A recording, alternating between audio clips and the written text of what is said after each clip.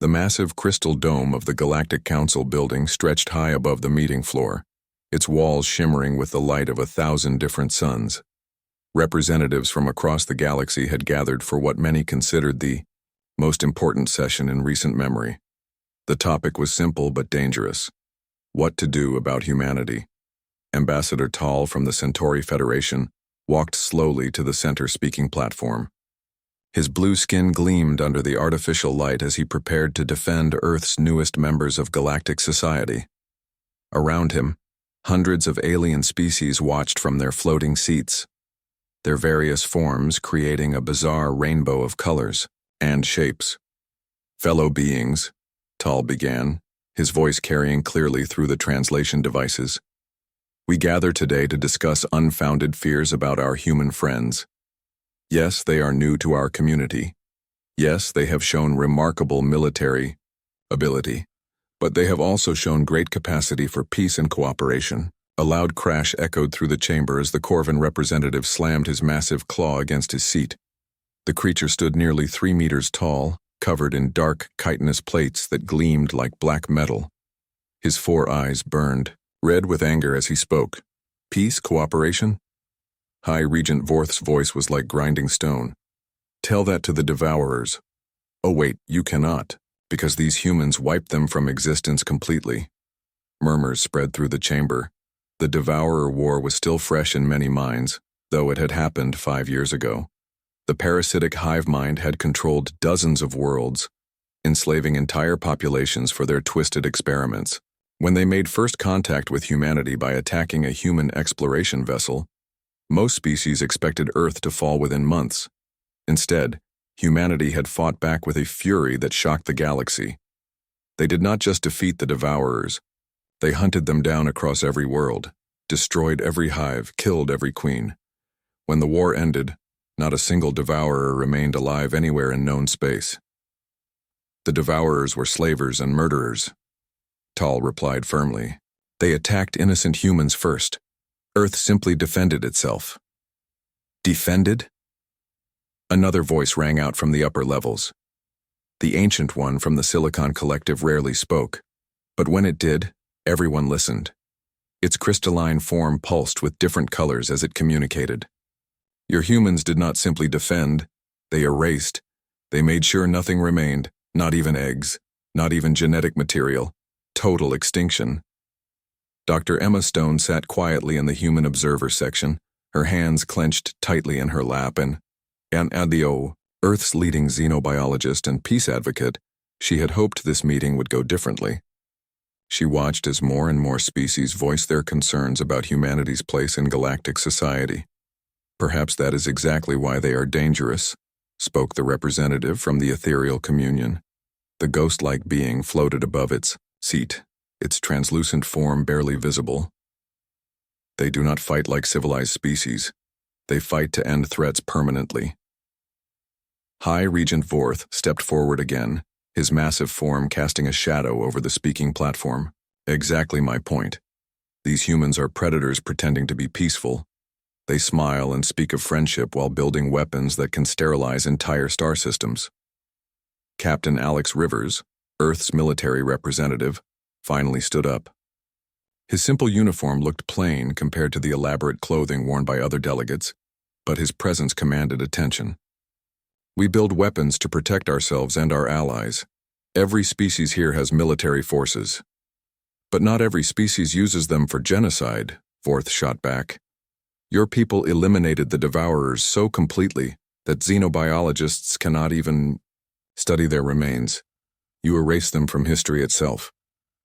"The Devourers were parasites," Rivers said calmly. "They existed only to cause suffering. The galaxy is safer without them. And who decides what species deserves to exist?" The question came from an elderly delegate representing the Peaceful Herbivore Alliance. Today, it was the Devourers. Tomorrow, it might be any of us who disagree with human policies. Emma Stone could not stay silent any longer. She requested permission to speak and walked slowly to the platform. The chamber grew quiet as the small human woman looked around at the hundreds of alien faces watching her. "I understand your fears," she began softly. I have spent my life studying different species, learning about the beautiful diversity of life in our galaxy. I know humans can seem frightening because we are capable of great destruction, but we are also capable of great creation and love. She paused, gathering her thoughts. Yes, we destroyed the Devourers completely, but we did it because they were torturing and killing billions of innocent beings. We did not want to risk them returning to cause more suffering. Our choice was to let evil continue or to end it forever. We chose to end it. And therein lies the problem, Forth growled. You make these choices alone. You decide who lives and who dies based on your own judgment. What happens when you decide we are evil? The chamber erupted in discussions as delegates turned to each other, arguing in dozens of different languages. Some agreed with Vorth's concerns while others supported humanity's actions against the Devourers. Ambassador Tal raised his hands for silence. The purpose of this council is to prevent conflicts through dialogue and understanding. Humanity has proven they can be trusted partners in peace. Have they? Vorth's voice cut through the noise like a blade. Or have they simply not been provoked enough yet? The last species foolish enough to truly anger humanity was wiped from existence. Perhaps it is time someone reminded these mammals that they are not the apex predators of this galaxy. A chill ran through the chamber. Vorth's words carried the weight of a threat, and everyone understood the implications. The Corvan Empire was one of the oldest and most powerful military forces in known space, controlling dozens of star systems and commanding fleets that numbered in the thousands. Rivers stepped forward again, his voice still calm but carrying a harder edge.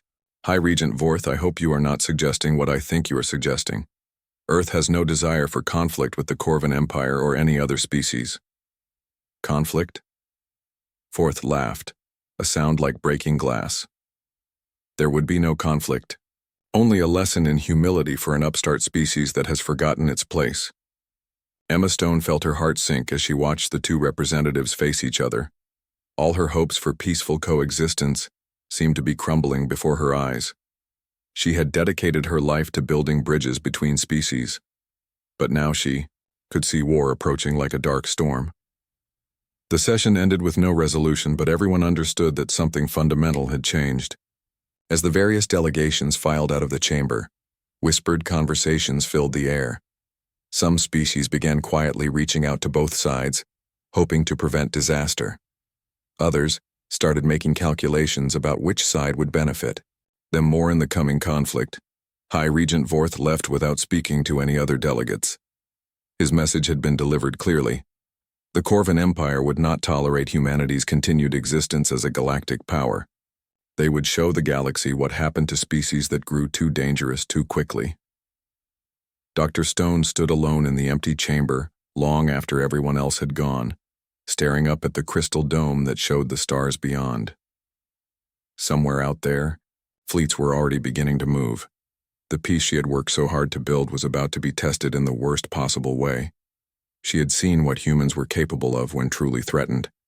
Now the galaxy was about to learn that lesson as, well, the morning alarm rang through the corridors of New Geneva Colony just like any other day. Farmers prepared for another harvest cycle, while children walked to school under the pale light of their distant sun. The colony had been humanity's pride. For 15 years, home to nearly 2 million people who had built a thriving civilization on the edge of known space. Maria Santos was feeding her infant daughter when the first explosions lit up the sky. She looked through her kitchen window and saw massive ships descending through the atmosphere, their hulls black as night and bristling with weapons. She had never seen Corvan vessels before, but somehow she knew exactly what they were. The orbital bombardment began without warning or demands for surrender. Massive energy beams lanced down from space, turning the colony's power plant into a ball of fire that could be seen from orbit. The hospital vanished in a flash of superheated plasma. The school where Maria's son attended classes simply ceased to exist. 600 light-years away, Admiral Sarah Chen was reviewing supply reports aboard the UES Retribution when the emergency alert reached her. The massive Dreadnought's bridge became a flurry of activity as communications officers tried to establish contact with the outer colonies. What they heard made seasoned military personnel go pale with shock. Admiral, we're receiving distress signals from 3 separate systems, reported Lieutenant Torres, his voice barely steady. New Geneva, Titan's Rest, and Aurora Prime are all under attack by Corvan fleets. Chen moved quickly to the main tactical display, watching as red markers appeared over human colony worlds. The attacking forces were massive, far larger than anything needed for simple conquest. These were extermination fleets.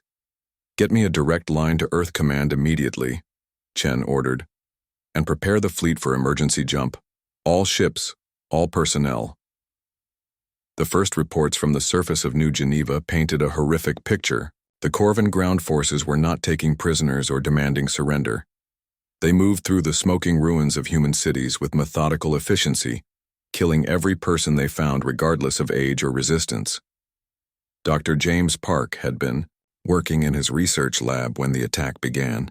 Now he crouched in the ruins of the colony's medical center, trying to help wounded survivors while Corvan soldiers hunted through the debris. He watched in horror as the aliens used some kind of biological weapon that caused human skin to bubble and dissolve. They're not trying to capture anything, he whispered into his emergency communicator. They're sterilizing us, like we're some kind of disease. The Corvan broadcast began 3 hours after the initial attack. High Regent Vorth appeared on every human communication channel, his 4 red eyes glowing with satisfaction as he spoke to the camera. Humans of Earth, his translated voice echoed across space. You have grown too proud, too dangerous for civilized beings to tolerate. Today marks the beginning of your species' education in humility. Your colonies burn as payment for your arrogance. Behind him, the camera showed human prisoners being herded into metal containers. Scientists in protective suits were taking samples of human blood and tissue while their subjects screamed in agony. We will study you as you die, Vorth continued. Your biological processes, your genetic structure, your capacity for pain. The galaxy will learn exactly what humanity truly is beneath your peaceful masks. President Martinez received the reports in the emergency bunker beneath Geneva, Earth. The leaders of humanity gathered around holographic displays showing the devastation across 3 worlds. Military advisors presented casualty estimates that made everyone in the room feel sick. 6 million civilians, General Harrison reported grimly. Men, women, children. The Corvans are broadcasting their executions live to intimidate us. What about the Galactic Council? Asked Secretary Williams. Surely they'll intervene. Ambassador Tall's response came through subspace communication, his blue face appearing on the main screen. The Council has issued a statement condemning the violence and calling for immediate ceasefire. The Corvan representative walked out of the emergency session. Several species are remaining neutral, claiming this is an internal dispute. Martinez stood slowly, his face showing the weight of command during humanity's darkest hour. Internal dispute? They're committing genocide against our people and calling it pest control. The tactical briefing that followed revealed the true scope of the Corvan assault. Over 10,000 warships had participated in the coordinated attack, with more fleets moving to surround human space. It was not just an invasion, it was a carefully planned campaign to eliminate humanity from the galaxy entirely. They have us outnumbered 12-1, Admiral Chen reported from her flagship. Our entire defense fleet is 800 ships against their armada. Conventional tactics will not work. Then we don't use conventional tactics, Martinez replied quietly. General Harrison, activate the deep strike protocols. Dr. Stone, I need you to join our war planning committee immediately. Emma Stone had been watching the reports from her laboratory on Earth, tears streaming down her face as she saw the footage from the colonies. When the call came, she wanted to refuse. She had dedicated her life to peace and understanding between species. But as she watched Corvan soldiers, laughing while they tortured human children, something fundamental changed inside her. I accept, she told the president, but I want full access to our xenobiological warfare research. All of it. The human response began to take shape in the hours following the initial attack. Military commanders who had studied every detail, of the Devourer War started implementing lessons learned from humanity's first interstellar conflict. The aliens had taught them that sometimes, the only way to protect innocent life was to completely eliminate the threat. Captain Tom Bradley received his orders while his stealth ship orbited a Corvan supply depot. The mission parameters were, unlike anything in standard military doctrine, but they made perfect sense given the enemy they faced. Command understands this is a one-way mission, the communication from Admiral Chen explained. But if successful, it will send a message to every Corvan fleet commander that humans fight differently than other species. Bradley looked at the captured Corvan dreadnought floating nearby, its holds packed with enough antimatter to vaporize a small moon. His crew had volunteered for the mission after seeing what happened to their friends and families on the colony worlds. Understood, Admiral. We'll make sure they remember this lesson. On Earth, the emergency session of the Human Defense Council was reaching its conclusion. President Martinez addressed the assembled leaders with words that would echo throughout galactic history. The Corvan Empire believes we are just another species they can intimidate into submission. They think the stories about what happened to the Devourers were exaggerated propaganda. They're about to learn that we didn't just defeat the Devourers because we were lucky or desperate. He paused, looking each person in the room directly in the eyes. We made sure the Devourers could never threaten innocent life again. We erased them so completely that nothing like them could ever rise again. The Corvans want to show the galaxy what happens when you provoke humanity. Very well. Let's show them what happens when humanity decides you're too dangerous to exist. Authorization codes went out across human space within the hour. Operation Cleansing Light was officially approved by unanimous vote. Every human colony, every ship, every citizen understood what those words meant. The galaxy had seen humanity defend itself before. Now they would see what happened when humans went to war not just to win, but to solve a problem permanently. Dr. Stone worked through the night in her laboratory, her peaceful nature warring with the cold fury that now drove her research. She thought about Maria Santos and her baby daughter, about Dr. Park trying to help wounded civilians, about millions of innocent people who had died simply because they were human. The Corvans made one critical error in their calculations, she murmured to her research assistant. They assumed we would fight like every other species they've encountered. They're about to learn that humans don't just fight wars. We end them. Deep in the command bunkers of the Corvan home system, military strategists celebrated their overwhelming victory. Holographic displays showed the 3 human colonies now reduced to smoking ruins, while casualty reports confirmed that over 6 million humans had been eliminated in the initial assault. High Regent Vorth stood before a massive tactical screen displaying Corvan fleet positions throughout the galaxy. The human response has been pathetic, declared Admiral Crix, his black carapace gleaming under the harsh lights. Their distress calls went unanswered by the Galactic Council. Their fleet remains hidden behind their home system's defenses like frightened children. Vorth's mandibles clicked with satisfaction. As expected, they are predators only when facing weaker prey. Against a superior force, they cower and beg for mercy. The Corvan Empire commanded 12 full star systems and maintained the largest military fleet in the galaxy outside of the ancient species. Their 10,000 warships represented centuries of military buildup and technological advancement. Against humanity's modest 800 vessels, victory seemed mathematically certain. Sir, a communications officer called from his station. We're receiving a transmission from the human fleet. Admiral Chen requests terms for discussion. Put it through, Vorth ordered, his 4 eyes gleaming with anticipated triumph. Admiral Chen's image appeared on the main screen, her expression calm despite the desperate situation her species faced. Behind her, the bridge of the Retribution showed the organized activity of a professional military force preparing for action. High Regent Vorth, she began formally. I am Admiral Sarah Chen of the United Earth Defense Fleet. I am authorized to discuss terms for ending this conflict. Vorth laughed, the sound echoing through the command bunker like breaking stone. Terms? You are in no position to negotiate anything. Your colonies burn, your people die, and your fleet hides in fear. What terms could you possibly offer? Complete surrender of all human military assets, Chen replied without emotion. Withdrawal from all contested star systems. Submission to Corvin authority over human space. Acceptable, Forth nodded. In exchange, we will allow your species to continue existing as a client state. Your people will serve the Empire's needs, and we will ensure you never again threaten galactic peace. Chen's image nodded slowly. I understand, however, I should inform you that our surrender will take some time to coordinate. Our forces are spread across multiple systems, and some commanders may resist the order initially. You have 72 hours, Forth declared. After that, we resume our cleansing operations. The transmission ended, and the Corvin command staff began making plans for integrating human resources into their empire. They had conquered dozens of species over the centuries and knew the process well.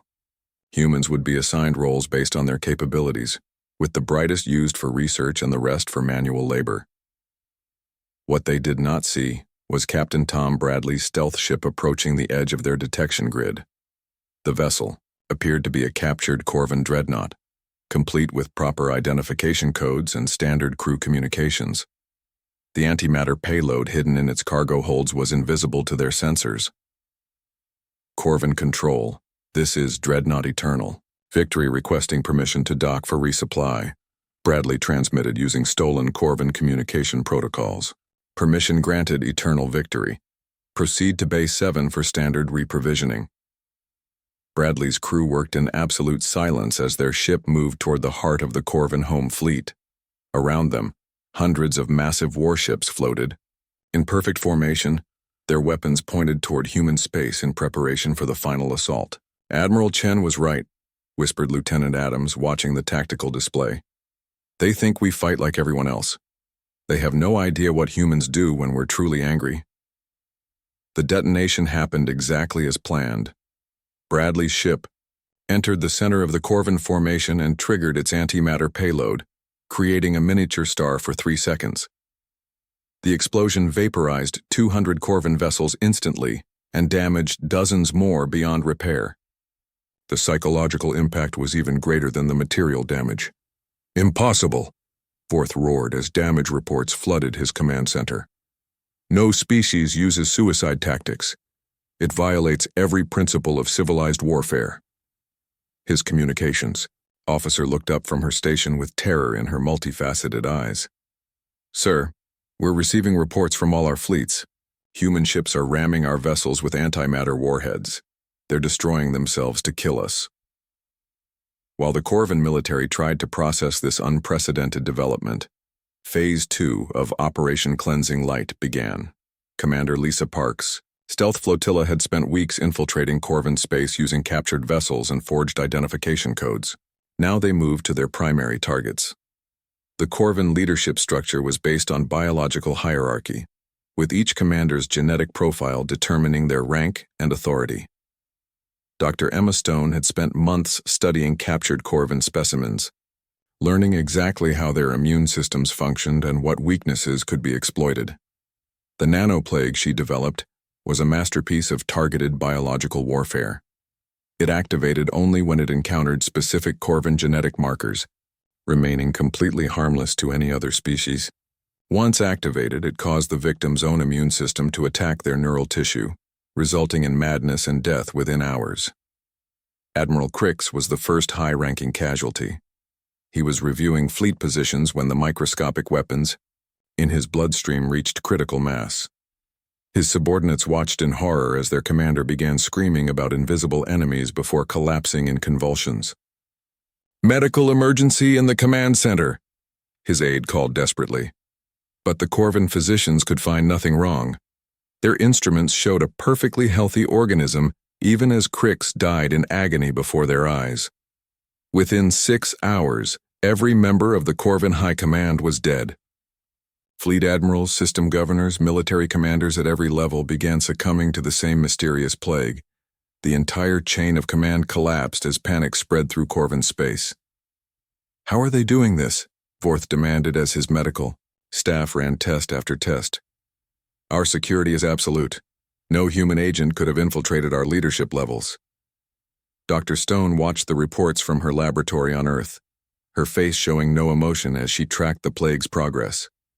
The woman who had once dedicated her life to peaceful coexistence between species had become humanity's most effective weapon against their enemies. They breathed it in, she explained to the military observers. Every Corvan who visited a human colony world, every officer who interrogated human prisoners, every scientist who studied human biological samples, they took our gift back to their commanders and spread it through their entire leadership structure. The Corvan Empire's response became increasingly desperate as their command structure disintegrated. Local commanders issued contradictory orders, while their superiors died around them. Some fleets began retreating while others pressed forward, without coordination. General Dave Harrison's ground forces took advantage of the chaos to begin their own operations. Unlike conventional invasions, the humans did not target military installations or strategic resources. They attacked the foundations of Corvan civilization itself. Every nursery, every genetic bank, every cultural center, Harrison briefed his commanders. We're not conquering them, we're erasing them.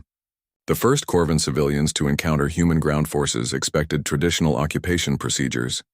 Instead, they found soldiers who showed no interest in taking prisoners or seizing territory. The humans moved through Corvan cities with methodical precision, destroying everything that could preserve Corvan culture for future generations. Libraries were burned. Museums were bombed. Genetic repositories containing thousands of years of Corvan bloodlines were dissolved with acid. The humans even destroyed architectural landmarks, ensuring that nothing would remain to inspire future Corvan generations. This is not war, one captured Corvan official pleaded to his human captors. This is extinction. Agent Kate Williams looked at the alien with cold eyes. Your species chose extinction when you decided to torture human children for entertainment. We're simply fulfilling your request. The Galactic Council finally voted for intervention, as reports reached them of humanity's unprecedented response to Corvan aggression. Emergency fleets from 3 different species prepared to enter the conflict zone, hoping to prevent what they now recognized as potential genocide. Ambassador Rivers addressed the emergency session with words that sent chills through every delegate present. Any species that aids the Corvan Empire in this conflict will be considered complicit in the genocide of 6 million human civilians. We have demonstrated our commitment to justice. I strongly advise against testing our resolve further. The intervention fleet stopped at the border of human space and waited for new orders that never came. Species after species withdrew their support for the Corvans as they realized the full implications of facing human military doctrine. High Regent Forth made one final broadcast from his dying empire, his voice carrying across the galaxy to warn others of what humanity had become. We sought to teach them humility, he gasped, the plague already affecting his speech centers. Instead, we have awakened something terrible. They do not fight like civilized beings. They fight to end threats permanently. May the gods preserve us all from what we have unleashed. The transmission ended as Vorth collapsed, joining the millions of his species who had already fallen to humanity's calculated response. Across 12 star systems, Corvan civilization crumbled as humans demonstrated exactly what happened to species that made the mistake of provoking them too far. The medical bay aboard the UES Retribution had been converted into a temporary prison for the highest-ranking Corvan officer still alive. Admiral Sarah Chen walked slowly through the sterile corridors, her footsteps echoing in the unusual quiet that had settled over the human fleet. The war was entering its final phase, and everyone knew what that meant. Sub-Commander Vec lay strapped to a medical table, his black carapace cracked from torture and his 4 eyes dim with approaching death. The nanoplague was already affecting his nervous system, but human physicians had slowed its progress just enough to keep him conscious for questioning. Please, Vec whispered in broken standard, his mandibles clicking weakly. My people surrender. We call for peace, stop the killing. Chen looked down at the dying alien with no expression on her face. 3 months had passed since the Corvan Empire's initial attack on human colonies, and the galaxy had watched in horror as humanity methodically dismantled one of the oldest civilizations in known space. Your people surrendered 6 weeks ago, Chen replied quietly. It's too late for that now. The reports from human ground forces painted a picture that would haunt galactic history for generations. General Dave Harrison's troops had moved beyond military targets to focus on what military strategists called cultural extinction protocols. Every Corvan world now lay silent, its cities empty, its people gone. On the former Corvan homeworld, Major Lisa Park walked through the ruins of their greatest library. Human soldiers worked methodically through the massive structure, using plasma torches to destroy ancient texts that had preserved Corvan history for millennia. The smell of burning organic material filled the air as thousands of years of accumulated knowledge turned to ash. "Sir," one of her sergeants called out, "we found the genetic archives. Looks like they tried to hide them in the basement levels." Park nodded grimly. "Standard procedure, acid bath for everything. Make sure nothing remains that could be used to reconstruct their genome." The systematic destruction was not random, violence but carefully planned erasure. Dr. Emma Stone's research teams had identified every aspect of Corvan biology and culture that could potentially survive their extinction. Language centers, genetic banks, cultural artifacts, even the architectural principles used in Corvan construction were being eliminated. "We're not just killing them," Stone explained to a horrified observer from the Galactic Council. "We're making sure they never existed. Future generations will find no trace that the Corvan Empire was ever here." The psychological warfare had proven even more effective than the physical assault. Corvan civilians who had initially tried to hide or resist now surrendered immediately when human forces appeared. They had seen what happened to their military, their leaders, their entire civilization structure. Hope had died along with their government. Agent Kate Williams led a special operations team through the underground bunkers where Corvan officials had tried to preserve their species' legacy. They found storage facilities filled with art, literature, scientific research, and cultural recordings spanning thousands of years of Corvan civilization. "Burn it all," Williams ordered without hesitation. "Nothing survives. Nothing gets archived. Nothing gets studied." Her team worked with the same methodical precision that had characterized the entire human response. Priceless artifacts that could have provided insight into one of the galaxy's oldest species were destroyed without ceremony or documentation. When they finished, even the bunker itself was collapsed with explosives. The few Corvan survivors scattered throughout the galaxy received a simple message broadcast on all frequencies. It was delivered by President Martinez himself, speaking directly to the camera with no emotion in his voice. "Citizens of the former Corvan Empire," he began, "your government chose to commit genocide against human civilians. Your military tortured and murdered 6 million innocent people, including children. Your species has demonstrated that it cannot coexist peacefully with other forms of life." He paused, letting the words sink into every Corvan listening. "Therefore, the human species has voted unanimously to solve this problem permanently. Any Corvan found anywhere in the galaxy will be eliminated on sight. Any species that provides aid or sanctuary to surviving Corvans will be considered hostile to humanity and treated accordingly." The broadcast ended with footage from the colony, attacks, showing Corvan soldiers laughing as they experimented on human prisoners. The message was clear. This was not conquest or revenge, but pest control. Captain Tom Bradley's sacrifice had inspired a new doctrine in human military thinking. Suicide attacks became standard procedure, with volunteer crews using captured enemy vessels packed with antimatter to destroy entire Corvan fleets. The psychological impact on surviving enemy forces was devastating. "They don't value their own lives," one Corvan fleet commander reported before his ship was destroyed by another kamikaze attack. "How do you fight an enemy that considers death acceptable as long as they kill you too?" The answer was simple. You didn't fight them at all. Corvan resistance collapsed completely as word spread that humans were willing to die to ensure their enemy's destruction. Military units that had never known defeat began surrendering without firing a shot. Dr. Stone worked around the clock in her expanded laboratory facilities, developing new biological weapons designed specifically for Corvan physiology. The nanoplague had been only the beginning. Her team created atmospheric toxins that could sterilize entire worlds, genetic viruses that prevented reproduction, and psychological agents that drove their targets to madness. The key is redundancy, she explained to her research staff. We need multiple methods of ensuring complete extinction. If the plague fails, the atmospheric toxins take effect. If they survive those, the genetic bombs prevent them from reproducing. If somehow they overcome all of that, the psychological warfare makes them self-destruct. The woman who had once advocated for peaceful coexistence between species had become the architect of the most thorough extinction protocol in galactic history. When asked about the moral implications of her work, her response was coldly practical. They chose to make this a fight for survival when they started torturing our children. I'm simply ensuring we survive.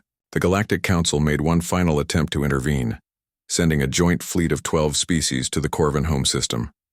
They found human forces in complete control, with Corvin cities burning in the distance.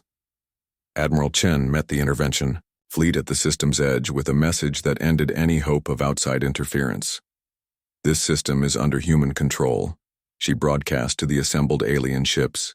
Any vessel that proceeds further will be considered hostile and destroyed. We are solving a problem that your council refused to address. Do not make that problem worse. The intervention fleet withdrew after a brief conference between their commanders. None of the species present were willing to risk facing the same fate as the Corvins. The humans had demonstrated their willingness to fight extinction wars against anyone who threatened them. High Regent Vorth made his final appearance as a ruler when human forces reached his personal bunker complex. The massive Corvin leader, once the terror of a dozen species, now cowered behind improvised defenses as human soldiers cut through his bodyguards with ruthless efficiency. You cannot do this, he pleaded as Agent Williams approached his position. We are a civilized species. We have rights under galactic law. Williams looked at the alien leader who had ordered the torture and murder of millions of humans with complete indifference. Civilized species don't conduct genocide against civilian populations. You forfeited any rights when you decided to torture our children for entertainment. The execution was broadcast live across the galaxy. Every species watched as the last Corvin leader died not in glorious battle, but begging for mercy that would never come. It was a lesson that no one would forget. As Corvin resistance finally collapsed completely, human forces began the final phase of their extinction protocol. Every world that had ever been controlled by the Empire was systematically sterilized. The atmosphere was poisoned, the soil was contaminated with radiation, and even the orbital infrastructure was destroyed. Nothing grows here anymore, reported Colonel Adams from the former Corvin agricultural world of Keth Prime. The radiation will prevent any life from taking root for at least 10,000 years. Even if someone wanted to rebuild the Corvin Empire, they'd have to start completely from scratch. The war that had begun with Corvin boasts about teaching humanity humility, ended with the complete erasure of one of the galaxy's oldest civilizations. In less than 8 months, the Corvin Empire went from controlling 12 star systems to existing only in the nightmares of species who had witnessed their destruction. Dr. Stone submitted her final report on the extinction protocol with clinical detachment. Corvin elimination is 99.7% complete. The remaining survivors scattered throughout the galaxy pose no threat to human security and will die of natural causes within 50 years due to their shortened lifespan in exile. She paused before adding her personal note. The galaxy is safer now. No other species will make the mistake of underestimating human resolve or threatening our civilians. We have demonstrated that some lines should never be crossed. 5 years had passed since the last Corvin died in a detention facility on Earth. The galaxy had settled into an uneasy peace, but everyone understood that the rules of interstellar politics had changed forever. In the great crystal halls of the Galactic Council, representatives from hundreds of species gathered for what many considered the most important vote in galactic history. Ambassador Rivers walked calmly to the central podium, carrying a simple datapad that contained humanity's proposal for a new galactic order. Around him, alien delegates watched with a mixture of fear and respect that would have been unthinkable before the Corvin War. The small human in his plain uniform now commanded more attention than the ancient species who had ruled the galaxy for millennia. Fellow beings, Rivers began, his voice carrying clearly through the translation systems. We gather today to vote on the Sol Accords. These documents will establish new principles for how civilized species interact with each other and with humanity. The Sol Accords were simple in concept but revolutionary in their implications. Any attack on human civilian populations would result in the complete extinction of the aggressor species. No exceptions, no negotiations, no mercy. It was not a treaty between equals, but an ultimatum from the galaxy's newest apex predator. "You cannot be serious," protested the representative from the ethereal communion, her translucent form flickering with agitation. "You are demanding that we sign our own death warrants. These terms make humanity the judge and executioner of every species in the galaxy." Rivers looked at her calmly. The Corvins had the same concerns. They felt humanity was too dangerous to exist alongside civilized species. They decided to solve that problem through genocide. We solved their problem more permanently. A ripple of nervous energy passed through the chamber as delegates remembered the footage from the Corvin extinction. Entire worlds had been sterilized so thoroughly that they would remain lifeless for millennia. A civilization that had existed for thousands of years had been erased from history in less than a year. The ancient one from the Silicon Collective pulsed with different colors as it communicated its thoughts. "Your species asks us to accept that you alone have the right to determine which civilizations deserve to exist. What gives you this authority?" "The same thing that gave the Corvins the authority to murder 6 million of our civilians," Rivers replied without emotion. "Superior firepower and the will to use it. The difference is that we only use it against species that choose to commit genocide." Dr. Emma Stone sat in the Human Observer section, watching the proceedings with detached interest. She had spent the past 5 years becoming the galaxy's leading expert on extinction protocols, her research expanding far beyond the Corvin-specific weapons she had initially developed. Her work now covered dozens of different species, creating biological and chemical agents that could eliminate any threat to human security. "The galaxy has learned an important lesson from the Corvan example," she had told a gathering of xenobiologists the previous year. "Some problems require permanent solutions. Humanity is uniquely qualified to provide those solutions when necessary." The vote proceeded with mathematical precision. Species after species announced their support for the Sol Accords, often with barely concealed terror in their voices. The alternative to signing was becoming humanity's next target, and everyone had seen what that meant. The Peaceful Herbivore Alliance votes in favor of the Sol Accords, their elderly representative announced with a trembling voice. "We believe that preventing genocide is worth any cost." The Centauri Federation supports the human proposal, Ambassador Tall declared, his blue skin pale with stress. "We have seen the consequences of rejecting humanity's offer of peaceful coexistence." One by one, the votes were tallied. When the final count was announced, the result was unanimous. Every species in the Galactic Council had agreed to humanity's terms. The Sol Accords became galactic law without a single dissenting vote. President Martinez addressed the galaxy from the rebuilt colony of New Geneva, standing in a memorial garden dedicated to the 6 million humans who had died in the initial Corvin attack. His words were broadcast to every inhabited world, translated into thousands of languages, and recorded for permanent historical archives. "Today marks the beginning of a new era of galactic peace," he began, his voice calm and measured.